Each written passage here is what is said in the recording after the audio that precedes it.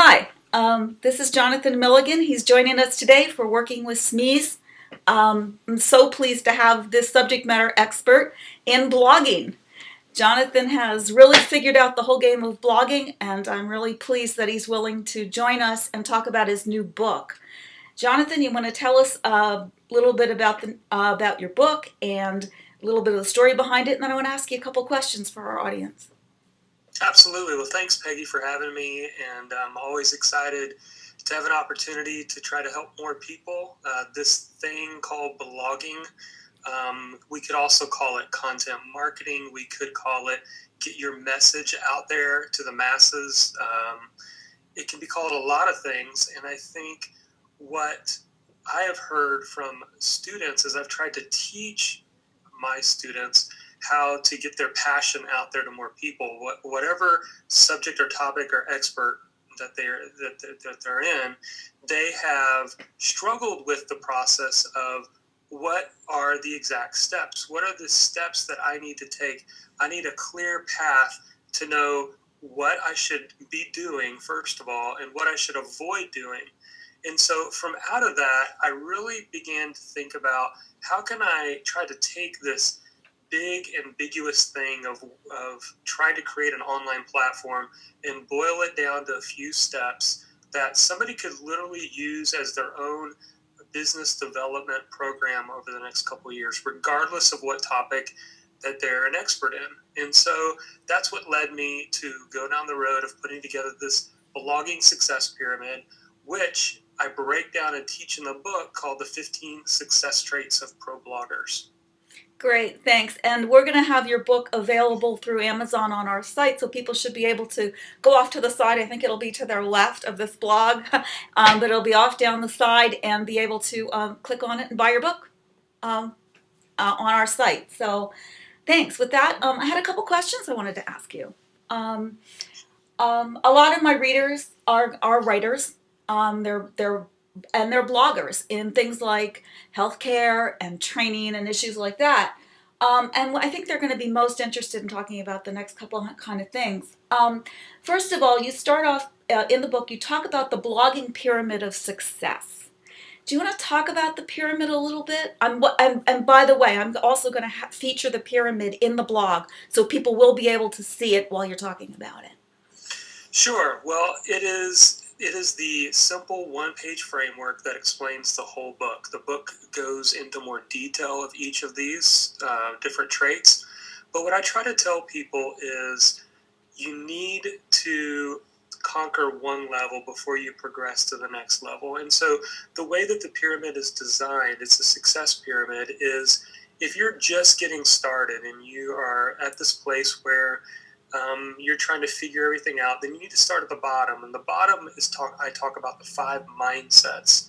And those mindsets are critical for us to understand in order to be able to get past not feeling like we're an expert enough to get our message out there, or many people just have the fear of not being good enough. We compare ourselves to other people who are out there in the same topic that we're in, and we just think, man, they're doing this so well and I'm not very good, and we doubt ourselves. All of us do that, and we have to develop some key mindsets in order to make it a strong foundation. So then the next level of the pyramid is the habits. These are the 4 keystone habits that I teach that really I try to help people to get rid of all the distraction that's out there. There's so many distractions, so many different things we could spend our time doing, but there's only really 4 things that's going to move things forward for you and build a bigger audience for your product or service or whatever you're doing.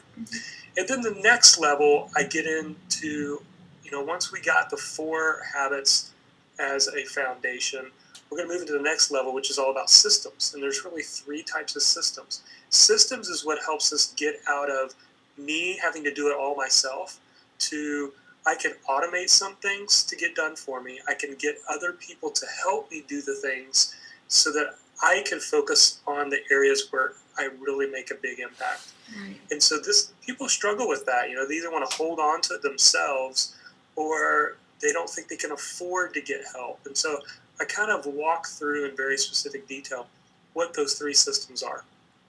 Then the next level is about leverage. Mm-hmm. And we all want leverage in what we do in our business. We want to grow. But I talk about leverage in a different aspect, for more of a teaching and serving your audience type of perspective. And then the very top of the pyramid says trust and authority. And the reason it talks about trust and authority there is because it's not something that we set out to as a goal.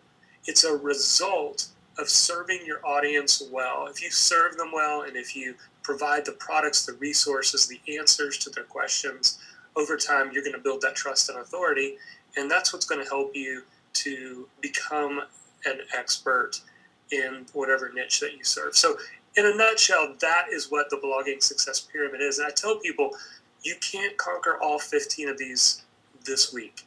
Mm-hmm. Where are you struggling? Identify where you're struggling and decide to focus there and conquer that level first. I also tell people, it's kind of like those video games. When you jump into a video game, Yep. You have to kind of conquer one level before you can move on to the next level. Mm-hmm. And that, I think, helps people to better understand how to work the blogging success pyramid. Well, I have a couple questions off of that. And one of them is, if you a blogger that they're kind of afraid to start, just getting started, they're reading your book, maybe just getting that domain name, how long do you think, realistically, that they can expect to be in the game before they start to climb that ladder and get that trust and authority and become an expert blogger? Mm-hmm. What kind of time do you think they'll have to put in? It's going to take longer than probably what they think. And I tell people that because I'm not trying to discourage people. What I want to encourage people to do is to kind of settle in for the journey. Like every popular person that you admire, if you follow any blogs or any podcast, if you follow these people who have a successful blog or website, and they've made some kind of big online presence on social media, they once did it in complete obscurity. And it was probably for a long period of time. And we forget that. We forget that those people would publish blog post after blog post, and they didn't really get the feedback. They opened a social media account, and they didn't have any followers. And so we have to settle in for the journey. And so I tell people, this thing that I teach is called a brick by brick philosophy. Every article you write, every audio you produce, every video you produce, every interview you do is like another brick that you're laying in a foundation for yourself. And you're going to look back a year or two from now and be like, wow, look how far I've come. But when we look forward, we become discouraged because we're not where we want to be. And so there is no exact answer for when you get to that top of that pyramid. Mm-hmm. It's just going to be a matter of doing the right things well and kind of buying into those. And another example I give, Peggy, is that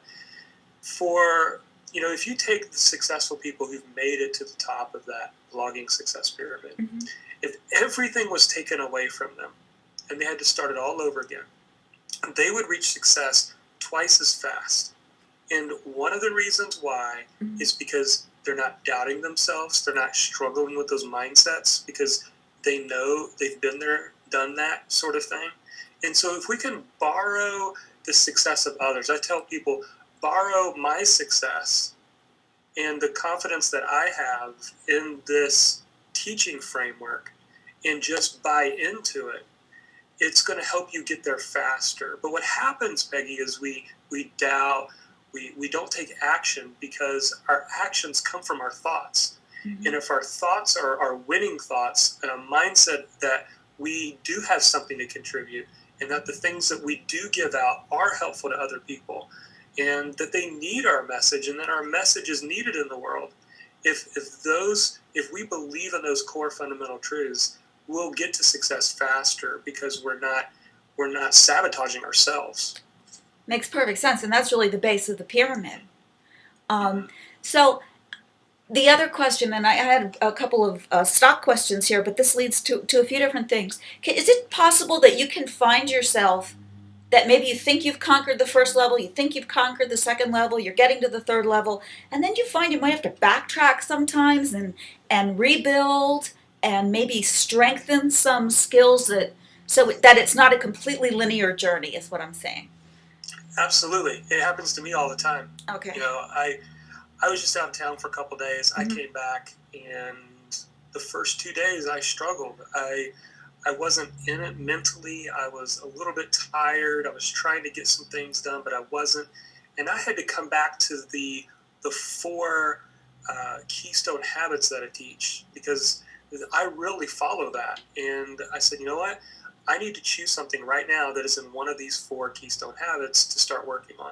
And it's like, as long as I can pick myself back up, when you fall off the wagon, get back up and know how to get your focus, then you'll be better off. Because the truth is, I battle that all the time. One of the mindsets that I teach is resilience. Well, I've been doing some different migrations of different systems I have, and I've been running into all kind of issues. And I've had to just remind myself that, my tagline I have with resilience is that everything is solvable. And if I just keep telling myself everything's solvable, I can make it through this, then it's going to help, and I'm going to get there faster. So yes, you do have to come back, take back a couple steps and look at it and say, where is it that I'm struggling right now, and what do I need to do? And that's why I have this pyramid of success hanging on my wall. Even though I created it, I live by it. I created it in some respects for myself too. That's what I'm hearing. Yeah, I'm hearing that you're the man with the plan and you work your plan. Exactly. And so for me, this isn't something that, I just made up that I thought people would like, and I'm doing something completely different. I'm following this, and it's helping me get back on track as I'm continuing to build, because I'm still going up the pyramid myself. It is a journey for all of us to go on. That's great. Thank you. Another question. Many online business owners, they struggle with where to spend their time. You talk about the 4 keystone habits that will propel anybody towards success. You want to talk about what they are and where you would spend most of your time, especially for a newbie getting started, because I think some of our audience is going to really fall into that category. Yeah, so this is what's going to bring you focus more than anything. And I've used this in my own mentoring of other people, and it's like unleashed a whole nother level of productivity for them, because it's helped them to know what to say yes to and what to say no to. And like I said earlier, I follow this every single week, and I tell people these 4 habits, if you look at my weekly schedule, 90 to 95% of my week is spent in these 4 habits. Now, I know for many people, they are working a day job, they're trying to do this passion, the side hustle thing on the side. I was there too. I had the day job. I was working a blog on the side. And so I would use the early morning hours is what I use to work in these habits that I'm about to describe. So it can work for you no matter whether you have the ability to work on this full time or just only part time. And so they're broken down this way. The first keystone habit is called the create habit. And this works whether you are considering blogging or podcasting or video. The way that I describe it is use text, audio, or video to get your message out to the masses. Those are 3 primary ways online that any small business, any solopreneur, any entrepreneur is going to be able to get their message out there. Your potential audience is either going to read what you write, they're going to listen to what you say, or they're going to watch what you're doing. And so it's one of those 3. And so I spend, and for me, this create habit is all free content. It's free content I'm providing for my audience. It's part of building that trust. It's part of putting it out there to where they know, like, and trust you. They want to get on your email list, and they want to follow what you're doing because they're gaining value through the relationship. And you've got to teach and serve first. And so that is where I spend a lot of my mornings, is doing that create habit. Okay. The second one's the capture habit. And the capture habit is collecting email addresses and building an audience through an email list. This is something that you ask any full-time blogger, and they'll tell you, I didn't start this soon enough. I didn't pay attention to it soon enough. Or that. And I was there too. I collected my first 1,000 email addresses, and then I stopped because I was making money with AdSense, and I thought that was a distraction from making money. Stupid me. After about 9 months, I realized my mistake and I got back. So that's another important component. The third keystone habit is the compile habit. I identify the compile habit as you putting together your products and services that you're going to sell. Mm-hmm. These are paid programs, whether it's a group coaching, if it's one-to-one coaching, if it's writing a book, if it's creating an online course, if it's creating an audio book, whatever it is. There's so many different ways. I describe 10 different ways Mm-hmm. in the book, but I spend part of my week in that habit of continually creating more revenue streams for my business. And so we have the create, we have the capture, we have the compile, and the fourth one is the connect habit. The fastest way for you to get more people to pay attention to what you are doing is to connect with other like-minded people, and they'll begin to share your message with their audience, and that's going to bring them to your site to learn more about you and to get on your email list, to listen to your free content, and hopefully to purchase your products and services. And so if I'm working on something and it's not in the create, capture, compile, or connect habit, then I'm working on stuff that don't matter. Because when I see a lot of new people, you're talking about new people, what they do is, and I just had this conversation, is they struggle with things like, I want my blog to be perfect. They want, every little design element moved here and there and over to here. And of course, website design's great and there is a place for it. But if I'm not creating content and I'm wasting my time, then I'm wasting my time on those things, because I need to continually be pushing myself in those 4 key areas. That makes a lot of sense. It really does. And you talk about compile, which is creating your products. I think as a writer, that's the easy part for me. The hardest part for me was realizing I needed to have this email list, which actually was part of reading your book and saying, gee, I'm missing all that because I'm a writer. I just think about writing these blogs and posting them. And so that was very helpful for me. And I'm going to ask you one last question then. Again, for people who are running online businesses, and I love your term side hustle. I think that's really a great term. But for people who are trying to get a business started online, can you tell us a little more about the expert product wheel that you talk about in your book? Because it sounds like that might be a function of what comes out of that compile process. Yeah, absolutely. And again, I'm teaching what I'm doing, because the whole premise behind the book for me is that was part of my expert product wheel. And so this actually came out of coaching. I was sitting down at a Panera Bread. I was coaching somebody. I live in Jacksonville, Florida. This person lived in Orlando. They drove up to spend an hour with me at Panera Bread, and I was mentoring them. And they were, asking me, they were telling me about their message, the thing that they wanted to get out, and they were trying to figure out different ways to earn income from a single message or topic. And so I started just sketching out this plan of, if I were in your situation, I would do this, and then I would do this, and then I would do this, and then I would do this. And this process would probably take 9 to 12 months, but here's how you can create multiple income streams from one topic, one message. And his response was, man, this looks like, this is like an expert product wheel. And I went, that's it. And he named it. So I got to give him credit. Okay. And so I started thinking about that. And I'm like, you know what? I'm a teacher at heart. I'm a former high school teacher. And so it's easy for me to just get locked into like online courses, teaching. I've created 10 different online courses, and that's done well for me. But that's only one income stream. I can repurpose that in so many different ways. So real briefly, here's how somebody could do that. This is kind of a 5 or 6 step plan. Number 1 is I encourage people to create a teaching framework.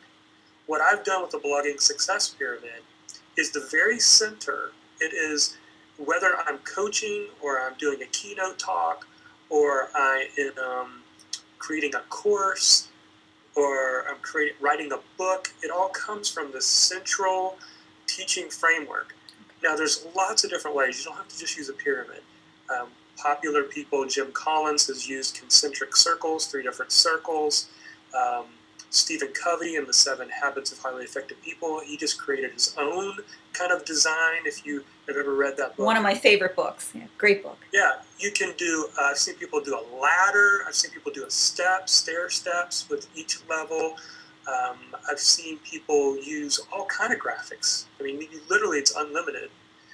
And once you create that teaching framework, now you have multiple ways. Like, for example, a keynote talk.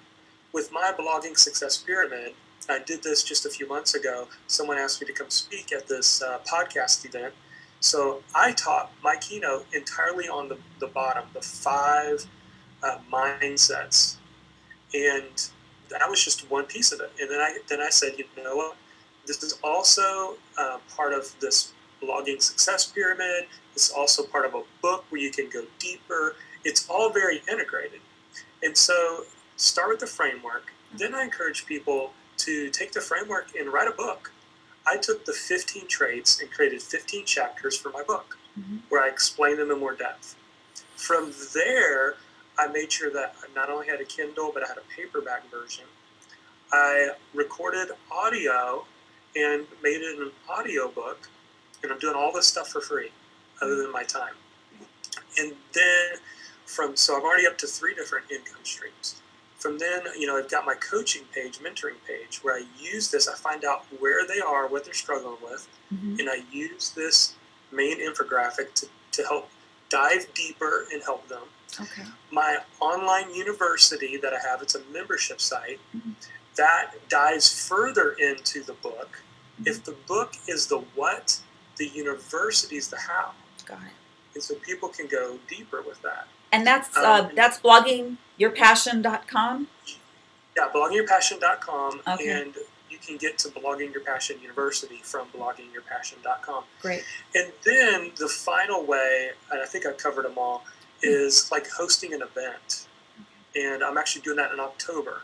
What I'm describing to you is I'm holding this workshop called the Amplify Workshop. And I'm going to walk 15 to 20 people over a weekend through how to take your message and create 7 different income streams. And you'll have a plan within 9 to 12 months working this plan to be able to create those 7 different income streams. And so that is just a quick overview of how somebody can take something central and create 7 different income streams. That's fabulous. And then you would sell most of this, you would sell this up through your website, correct? This would all be available. That's fabulous. I appreciate this so much. You are just such a fabulous fount of information on this topic. It's great. And I think we're at the very, very beginning of online business and where this whole online economy is going. So I think you're really on the cusp of this and have a lot to teach the rest of us, because you're one of those pioneers kind of out front. You're like the Lewis and Clark of blogging in a way. So it's really nice to, and I'll ask you one last question, if that's okay, which is, tell me, what is the best piece of blogging advice you ever received? The best piece of blogging advice I ever received would be somebody told me, well, first of all, the same person told me 2 different things. One of them he told me is, don't blog after money, blog after your passion. Yeah. And I thought that really helped me, because I was scared at the time when he was telling me that. But that same individual told me, Jonathan, there's only 2 things you can take with you to the grave, talking about an online business. He said, your reputation and your email list. And that really helped me to say, you know what, they're right. If Google decided to do an anti-Jonathan Milligan algorithm change, and I got 0 traffic from Google, I have an entire email list of customers. I could go start a brand new website and say, guys, come over here, follow me over here, because that is something I can hold on to. And also your reputation. Your reputation's important. We all try to get, we want a really cool brand on our blog and things like that. But your brand is what people think of you. That's really what your brand is. When they think about you, what they think about is your brand. And that comes to, how do you treat people? How do you come across? Do you have the heart of the teacher? Do you have the heart of the servant? And when you do those things, it comes out. People recognize it, they see it. So that for me, if I had to boil it down, that is how important an email list and a reputation is for me. That's fabulous. Thank you very much. I really appreciate your time. And thank you. Good luck with Thank you. everything. You're doing a great job. Thanks.